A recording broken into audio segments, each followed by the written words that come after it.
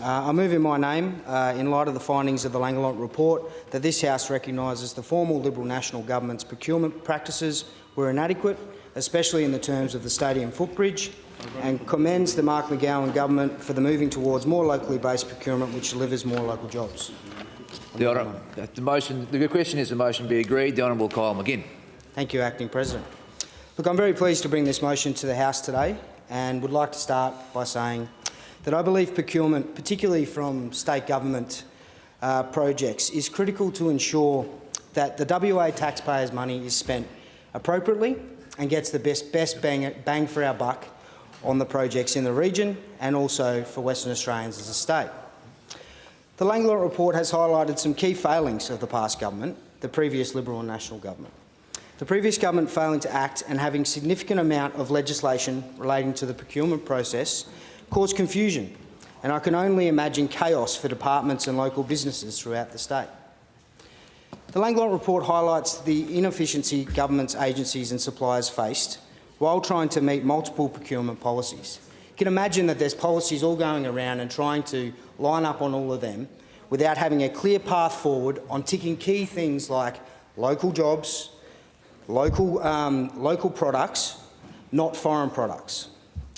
It strikes me as particularly odd that this all took place whilst we were going through some of the biggest boom we've seen in Western Australia, the biggest amount of projects going out the door, the Liberal National Government shoveling money out the door at rates of knots on projects. For example, projects such as the Mudgee Power Station, the Fiona Stanley Hospital, the Ningaloo Centre, the Pilbara Underground Power Project. Now, I was in Karratha during the time this project was going forward, and I want to read from the Langoulant report some of the comments around this project specifically on procurement. Would you believe that before they actually had any plan from any of the contractors, without any business cases, they went ahead and gave the contracts to subcontractors? This caused a lot of delays and added costs. We've seen on the ground in Karratha, people were of the perception that you could just come along as a subcontractor, bang up a shed, start digging a hole and start accessing money. It was almost as though there was a bucket of money there and it had to be spent. We wouldn't put a plan in place, didn't see a plan in place on procurement. Instead, we've seen just money thrown away. This project is $109 million over the original budget. $109 million of taxpayers' money. Now, I can only imagine if this project was given proper due diligence and thought out and a proper strategic plan put in place on procurement and capitalising. Again, I want to be very clear. Anything that's spent by the state, I believe, needs to be stringently looked at, how each region where that project is can capitalise on every single facet of that. I believe it's our role as the government to ensure that we get the most out of these projects. Because if we don't, we're underselling our skill and we're underselling our labour.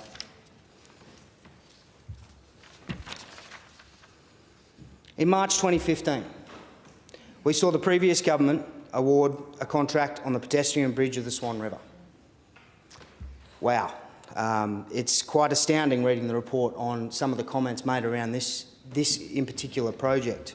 I want to quote John Langoulant when I say, once the contract was awarded to Bianco Engineering, Services Toyota Tsusho, to construct the bridge in Malaysia, the fate of the project was sealed. At that point, the state lost control of the project and lost sight of the progress made on the project. We've seen a deterioration of this project right from the start. We've seen failures by Main Roads to work effectively with stakeholders. We've seen a major bungle. I still find this hard to understand. But we didn't know where we were putting the bridge after we'd signed the contract and gave it out. This bungle cost taxpayers $8 to $10 million because we were about 18 metres away from where it was supposed to be. How can we deliver a contract with taxpayers' money without knowing where that bridge is going to be? It's astounding to think that that gets through Cabinet, gets through all this process, but yet we don't even know where the bridge is going to be, and it's now cost taxpayers another $10 million just to correct that bugger up. The original... Honourable Kyle McGinn, I might just warn you, in terms of language, we might temper that with something a little different next time round, if you would please. Thank you, Acting President. Apologies. Thank you. I suppose, to me, it's astounding that originally, when the project was announced in 2015, $54 million is how much it was going to cost taxpayers. $54 million. We now see it's going to cost $91.5 million. What I can't seem to understand when I look at this report is why the government did not seek to capitalise on every single penny of taxpayers' money, on each and every single project that they signed off on.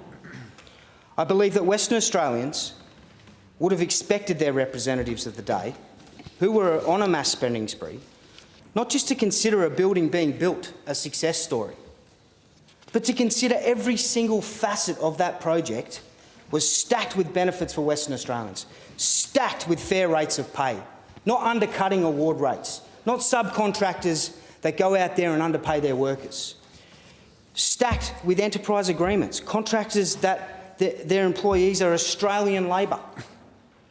You know, these things you would think would be a principle that we ensure, if we're spending taxpayers' money, would capitalise on Western Australians getting that work, instead of foreign labour, instead of short-term casualisation.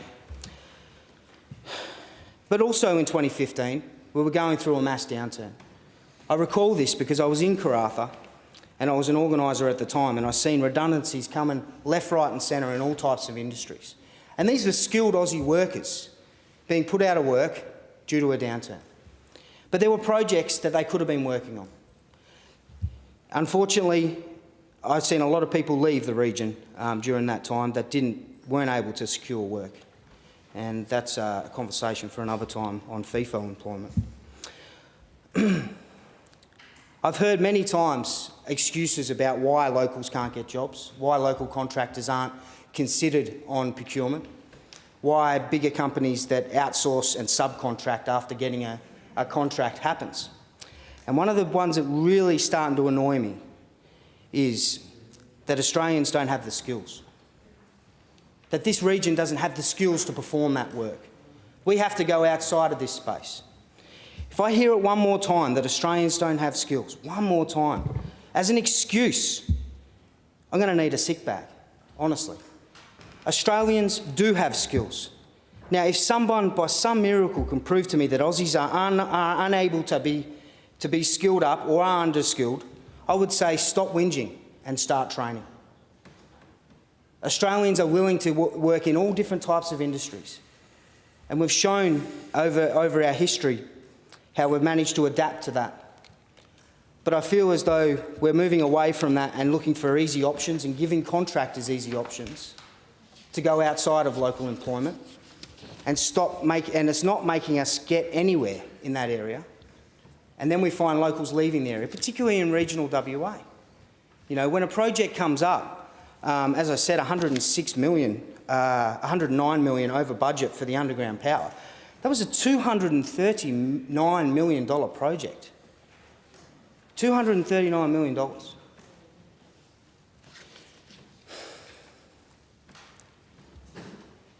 There was a lot of issues in respect of the pedestrian bridge, as I said, and there was a lot of things that are raised in the report that I do find it hard to understand, because the subcontractors, it was a principal issue of concern.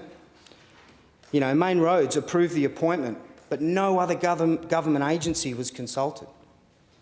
There was no other look at it. This tender by the original contractor stated the lowest amount of imported products out of all the tenders that were put in, the lowest amount. After they subcontracted out and it went overseas to Malaysia, this sort of work could have been done here in Western Australia. Let's not forget that. It then became the biggest proponent of overseas imported products. It went from the lowest to the biggest. Now this, to me, just how can we have a procurement policy or policies that are just all over the place at this stage that doesn't recognise that we award a contract to a head contractor and then we walk away. That's what it looks like from the footbridge perspective. Off you go get your subcontractors, pay them whatever you want, get the labour from wherever you want, and get the product from wherever you want. It doesn't make sense to me that that could be allowed to happen, and we need to be more vigilant, particularly around ensuring that we capitalise on local employment.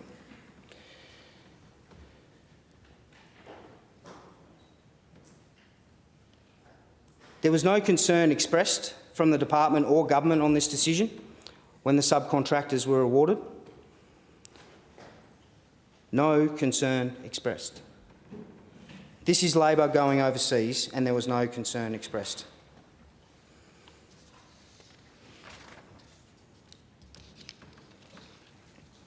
I could talk about the Perth Children's Hospital, but I'm pretty sure that when the report is handed down, that there will be enough damning evidence that the previous government can hang their heads in shame. And I hope apologise to the people of Western Australia on another bungle with procurement.